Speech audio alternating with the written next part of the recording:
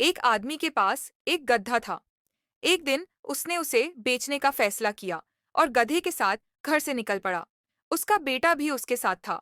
चलते चलते वे एक कुएं के पास से गुजरे, जहां कुछ महिलाएं पानी भर रही थीं। महिलाओं ने आदमी और उसके बेटे को गधे के साथ पैदल चलते देखा और हंसने लगीं। वे आपस में कहने लगीं, देखो इन बेवकूफों को, इनके पास गधा है फिर भी पैदल चल रहे हैं। ये सुनकर आदमी ने अपने बेटे से कहा, तुम गधे पर बैठ जाओ, मैं पैदल चलूंगा। बेटा गधे पर बैठ गया और वे आगे बढ़ने लगे। कुछ दूर चलने के बाद वे कुछ समझदार लोगों से मिले। उनमें से एक ने कहा, देखो जमाना कितना खराब हो गया है। बेटा गधे पर सवार है और बूढ़ा बाप पैदल चल रहा है। यह सुनकर बेटा गधे से उतर गया और पिता से कहा कि वे गधे पर बैठ जाएं। पिता मान गए और गधे पर सवार हो गए।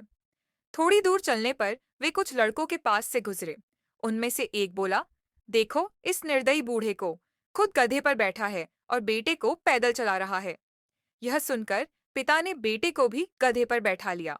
अब दोनों गधे पर सवार हो गए। थोड़ी ही दूर चले थे कि राहगीरों का एक समूह मिला। उनमें से एक बोला, क्या यह गधा तुम्हारा ही है? विश्वास नहीं हो रहा, बेचारा गधा तो मरा जा रहा है और तुम्हें कोई परवाह नहीं। दोनों उस पर सवार हो गए, ऐसा कभी नहीं देखा। यह सुनकर पिता और बेटा दोनों गधे से उतर गए और फिर पैदल चलने लगे। पिता ने कहा, जितने मुंह उतनी बातें।